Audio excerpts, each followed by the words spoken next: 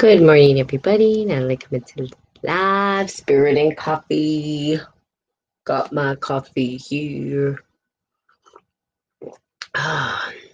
Think we'll wait a little bit.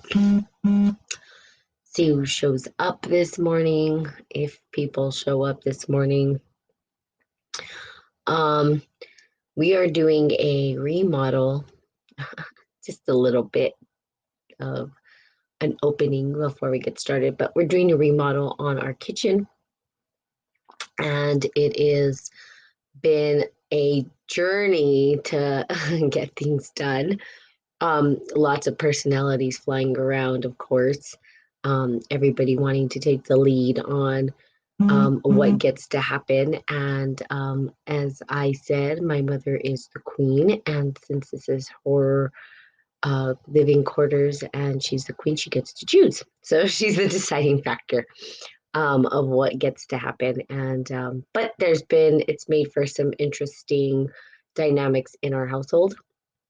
And I felt like I was camping because we have a billion trillion things in the living room, and then we had to cook outside, and then I felt like my room was my tent, which was awesome.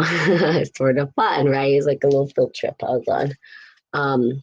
Making the most of each situation as a new one, and from the perspective of a childlike innocence, if you will, and just engaging from some new space. Anyway, I decided to tell you guys that so you guys know what's going on in my life in the news today. Okay, so let's talk about we were talking about the different elements, how to use them, how to practice. Now, here's the deal. Becoming a beginner every time is critical. You never arrive. That's the beauty of the journey. We're on this journey until we die. Now, what happens after that, I don't know. There's some people who have maybe died. If you are on here, if you have gone through death and come back, please share your experiences. I've never had that. I do dream a lot. I go to sleep at night. Don't know if that counts because my heart's still beating, but my mind's very active at night, and I have lots of dreams, and I remember them every day, and they're getting more vivid, more lucid dreamings happening in my world. But we become beginners every single time, and to say that we are not is simply a state of the ego. It's because we engage the elements from the beginning every time, and we utilize them and mold them into something new every time. So even if we're under divine will or fire energy or ego, every new situation that arises is a new opportunity to figure out and create new practices around how we want to engage a situation or our perceptions. It's never going to be exactly the same unless we found a practice, and the practice is helping us to manifest our dreams into reality. It's like weaving, right? It's like, the other day I was talking to a friend, it's like, she said, you're like the bear that goes into dream time and brings dreams into the world to manifest out. Now, if you looked at my birthday, and you looked at the day, it's the day of materialized fantasy. And I've talked about this before. So you guys can go look up your information. Mm-hmm. There's obviously astrologers. In India, I got a chart reading as well from a guru, called himself Guru. And anyway, he was just well versed in astrology and the Hindu way of engaging spirituality.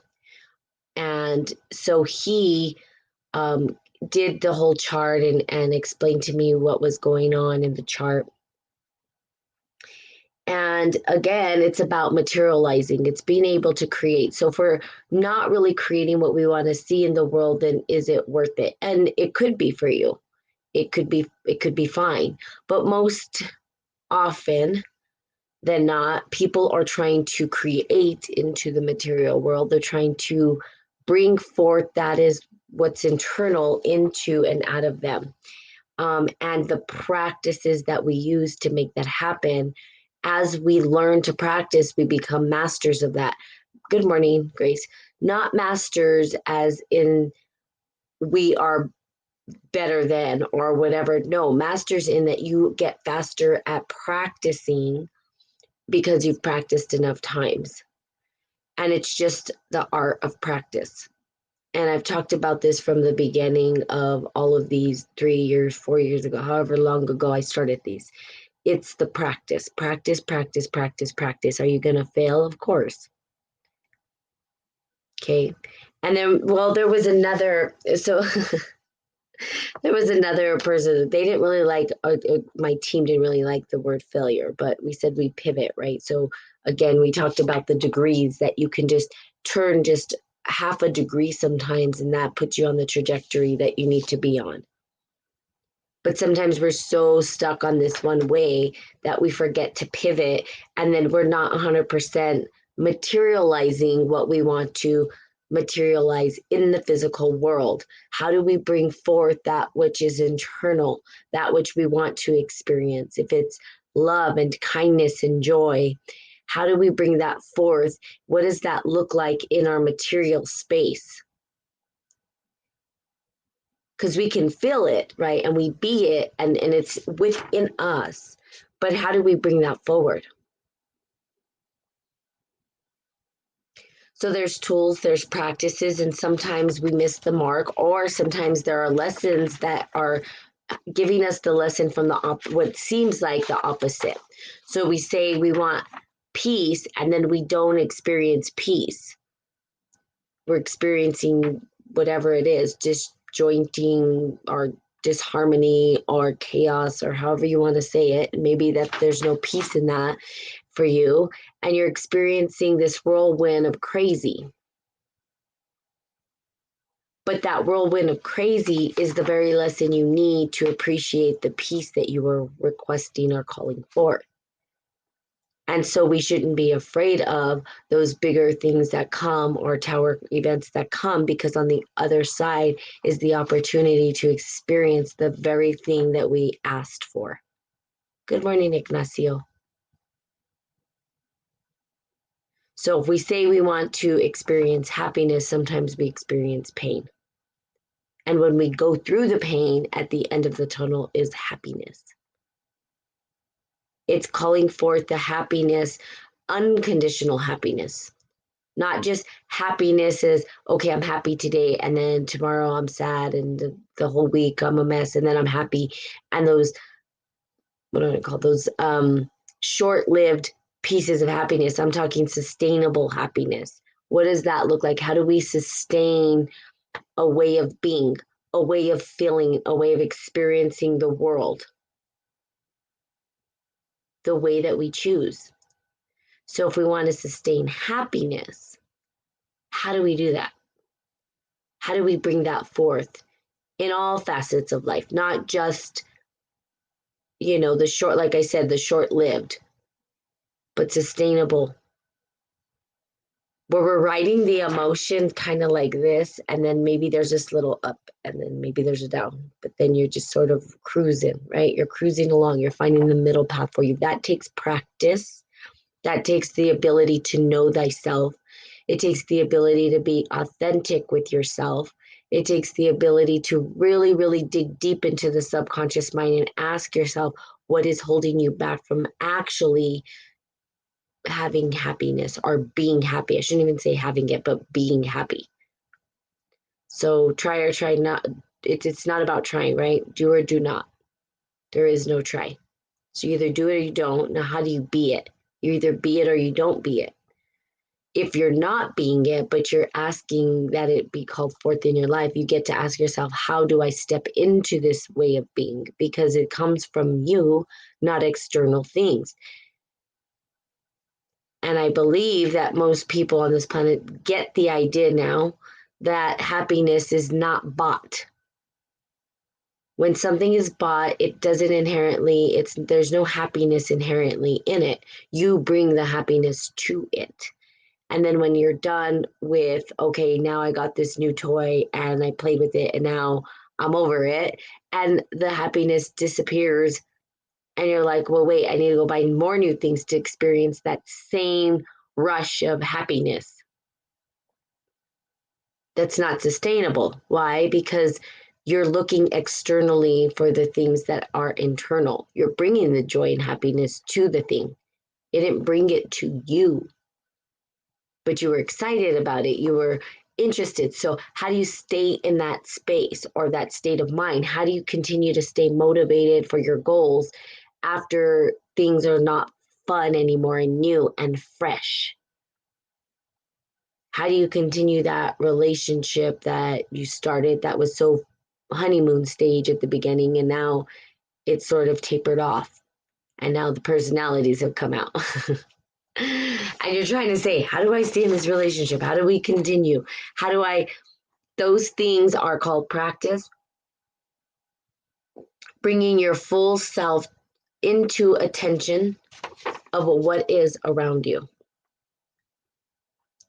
I want to read something about shamanism. A friend gave this to me, and so I want to read it. And I think it's awesome because it talks about practices, and I'm big on practices. Shamanism is an ancient tradition of knowledge comprising practices. I've said that word about a trillion gazillion times on Spirit and Coffee. I may or may not say it in every single time I get on here.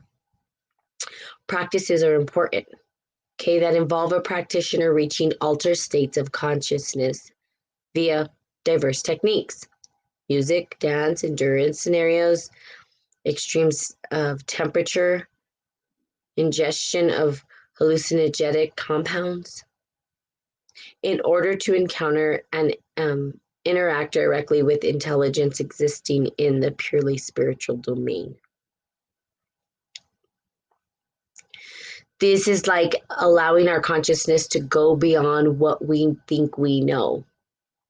We know what we know, we know what we don't know, but we don't know what we don't know. Like I know I don't know that I don't know what death would be like. I know I don't know it, but what's beyond it?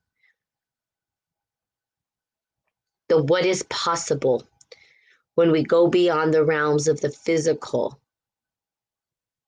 the mental, and into the spiritual, a place that's maybe dark, a place that's maybe we don't understand what it is. The word shaman means one who sees in the dark. There you go. I'm just talking about the darkness, but we open up the light to illuminate that which is in the dark, and then we go, oh, okay, I see it now. Now I have a new perspective, a new way of looking and engaging. But if we don't go to those dark spaces,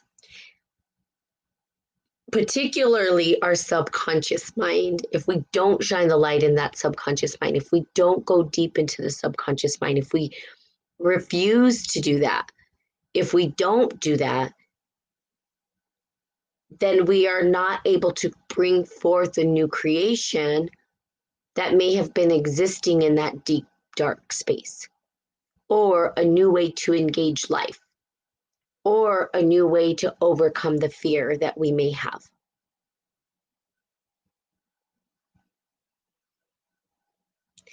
So when we open up and we put the light into a place that's very dark, sometimes we don't know what we're going to get. We just don't know.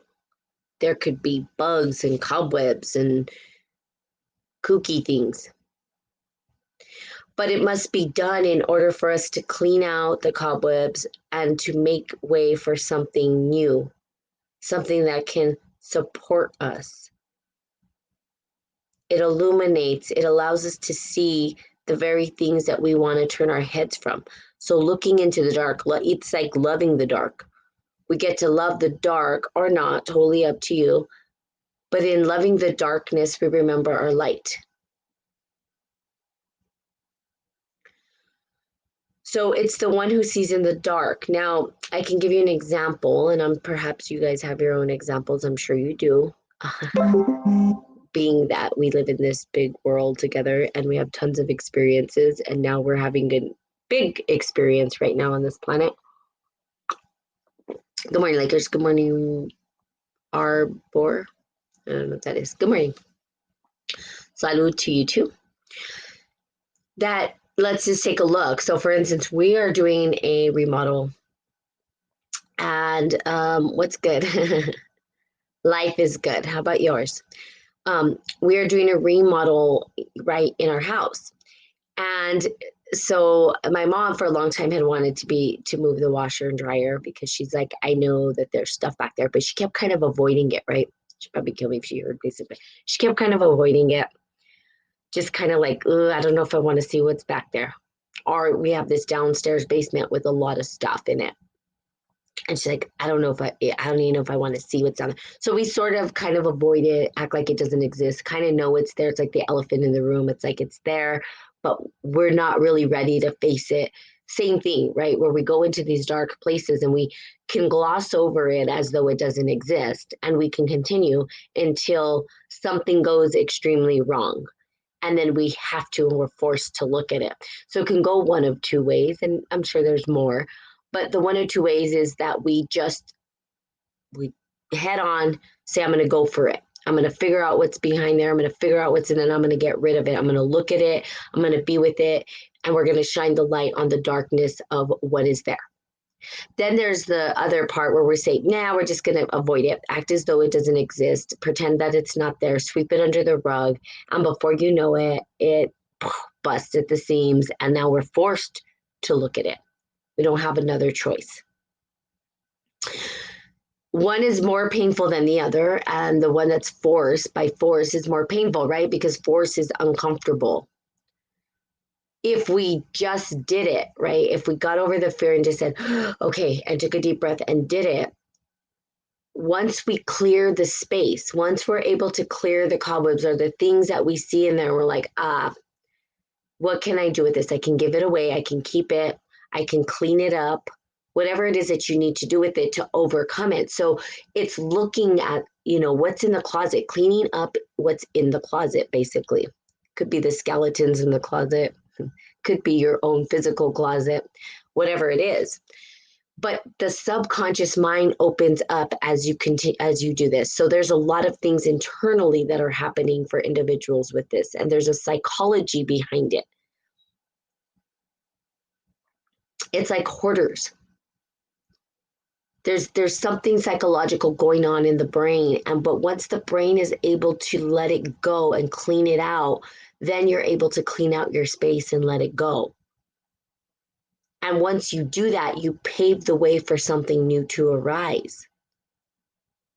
If all the space was taken by this murk and stuff, how could you put something new? There's no space for it, right? So you got to clean it up, and then you get to create something new. So this is happening, and it's physical and mental. And so we took out the things, and of course behind there was a mess and whatever, and we cleaned it up, and now we got it tiled, and now it's all clean. That energy that was trapped there has now been released and untangled, has now been left like this, allowing for a new space to exist, allowing for new potential to exist, allowing for something new to arise. It's like the phoenix. We burn it down, we rise back up in the ashes. So now we have this opportunity to do that. So seeing through the darkness, physical, spiritual, mental, emotional.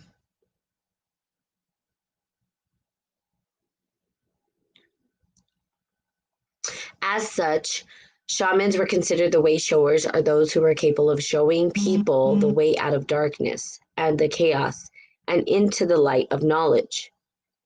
They were those who had attained understanding of both the forces dwelling within the human psyche as well as the forces inherent in nature, natural law, and who used that knowledge for the benefit of healing and uplifting their community. So the life of a shaman, the life of someone who is spiritual, the path of a shaman, and Those who are on their spiritual journeys, you don't need to get some cord that says, or some certificate that says this. This is really just a lifestyle. It's how you live your life. It is the people who are brave enough to go into their subconscious mind, take a deep dive, and actually illuminate that which is dark, but not afraid to go through the darkness. It is one of the hardest journeys that any individual would take. To be a light worker or a shaman or whatever you want to call it. There's different names, a healer, medicine man, an Ayurvedic practitioner, a guru,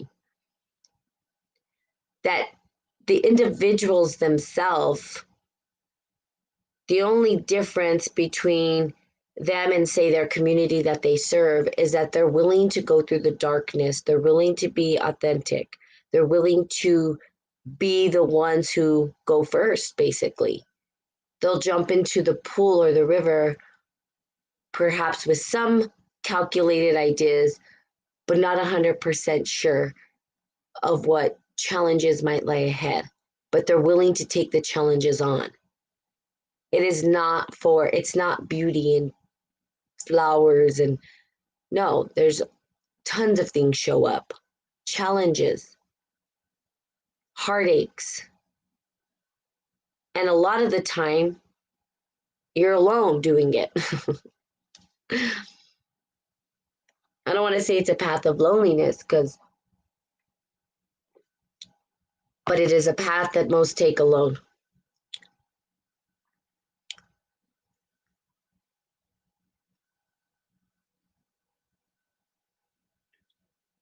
And it's that disconnect from everything to understand how do we ourselves participate in this ever extending universe. Good morning, Suze. Good morning, FDXFL, something like that. KM.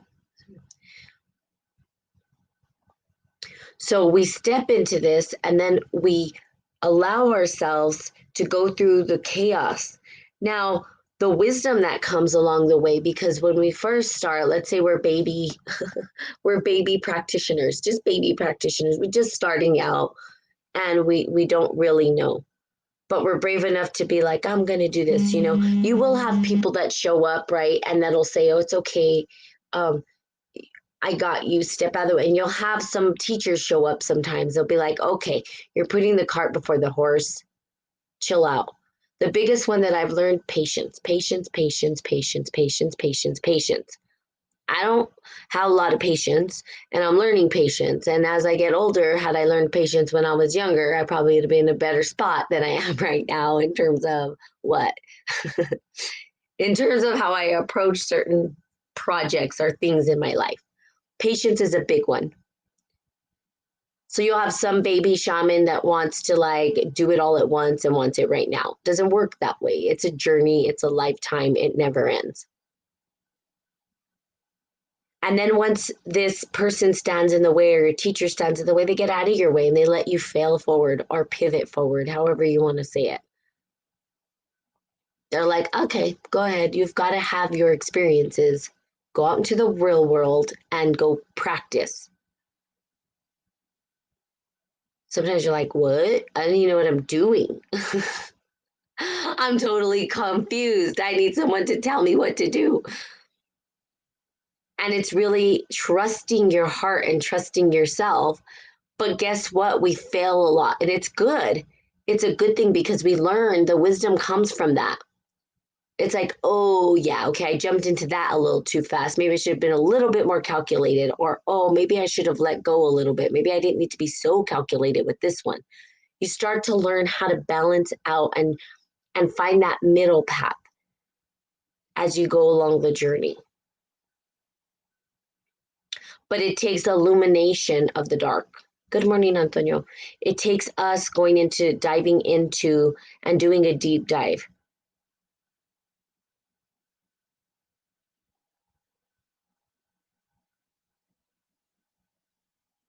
So the life of a shaman, the life of a spiritual warrior, whatever, however you call it, like I said, different names, is not pretty. I'm sure you guys, good morning, Jonathan. You guys have seen all of those quotes where they're like, yeah, this is what people think spirituality, spiritual person or spiritual path looks like. And then it shows the real thing. It's kind of like success. Everybody thinks it's a straight line, and it's totally not. Um, we go through some of the most challenging, and not to say that everybody in the world doesn't go through the most challenging, but the reality is we get to be responsible for everything that shows up in our life, and we know that, and it's super hard because there's times that we don't want to take responsibility, but that's not the way. The way is to say that everything that I see around me is created by me. If I'm experiencing disharmony, what am I doing to create that? If I'm experiencing fear, what am I doing to create that? If I'm experiencing uncomfortable, what am I doing to create that? What is the lesson? How do I illuminate that which I'm not wanting to see, but illuminate it and understand it? So it's not easy. It's not going to be an easy road. But once it's turned on, there's no way out and there's no way back. That's why the word ignorance is bliss comes up. Well, it's good just to be ignorant and just like, oh well, I'll just throw it under the rug and pretend it's not there.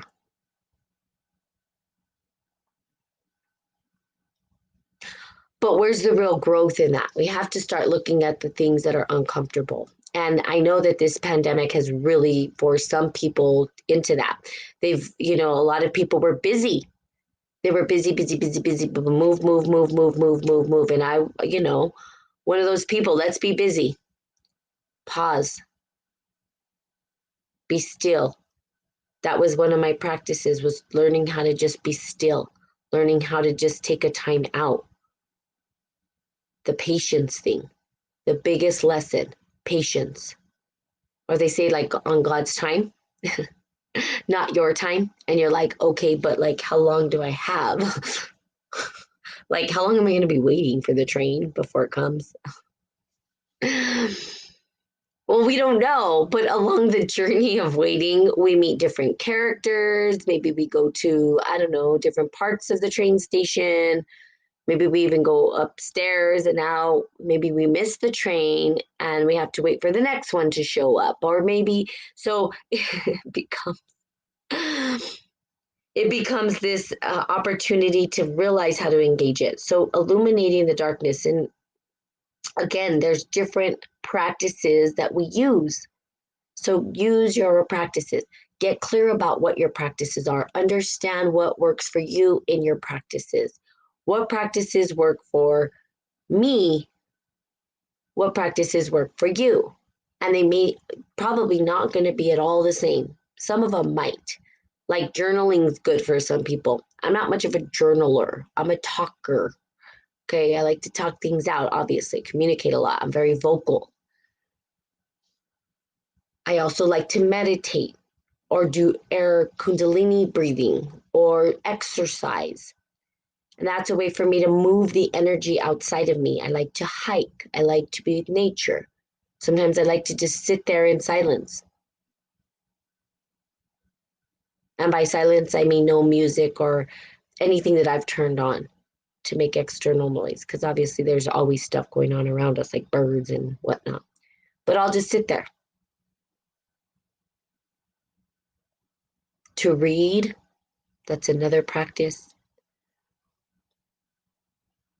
And then you become sort of skilled in this and you realize that some of these practices will jolt you out of your own, it'll help you get out of your own way, basically. And then you're like, oh, whenever I'm stuck, I just do this. And then boom, it opens up. We had all the great minds talk about that. I believe Einstein would go ride his bike or take breaks. And then the ideas would just start to flow again. So taking breaks, disconnecting, allows us to open up a new space.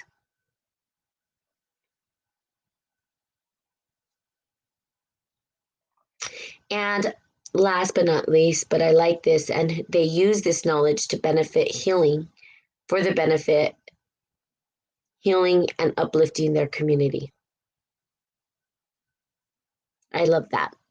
Healing and uplifting their community. We can't get to altruism until we work on ourselves first.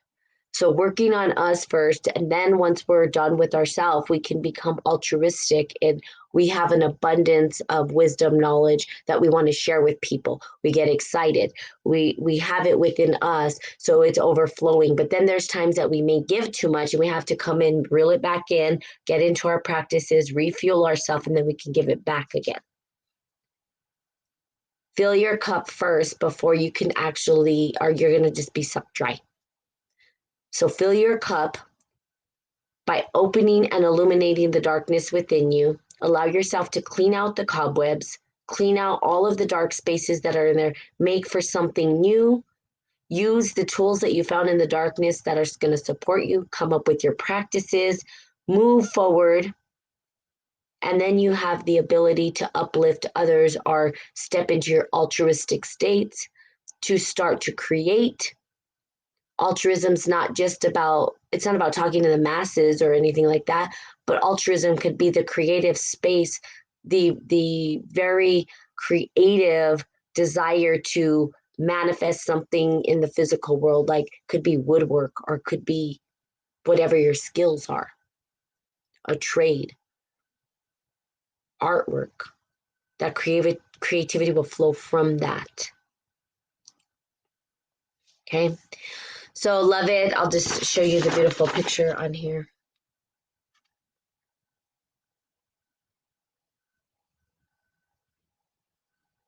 Very pretty. Okay, awesome. So there you have it, Spirit and Coffee Monday morning. Happy Monday. I realized last week I was all off on days, and I said have a happy Thursday, and it was Friday, and I think on Friday I said happy Tuesday. I don't even know. I have my days all mixed up. Thought I had it together, and it looks like I don't. So there you have it. So cheers to you. Y'all can correct me too. I'm okay with being corrected. You're on here and I say this wrong, they'll be like, Natalie, it is the wrong day, girl. You're on the wrong day. Oops, sorry. Which I'm okay with. Whatever. I'm not perfect. This has never been perfect. I have done Spirit and Coffee for this is probably my third year. And let me just tell you, it has not got any more professional. It is exactly the same. You do have more important issues. But one day maybe I'll have a whole production team. That would be fun. Probably be too much for me. I'm okay with it being very grassroots. So there you have it. But I love you guys. It is Monday, so have a marvelous, magnificent, magical, magnetic Monday. And I will be seeing you guys tomorrow. Keep going, keep going, keep going. You guys got this. You guys are powerful. And you guys are obviously shaman. You're the ones who are like I'm going to stick with this. Good for you. Congratulations. Good job. Keep going. It doesn't get easier. I hope to say that it would, but it's not. But it's beautiful. And when the blessings arise, they're greater than anything you've ever experienced. So blessings to you. I give you blessings and love and light today. I will see you tomorrow. Bye. Hey, Betty.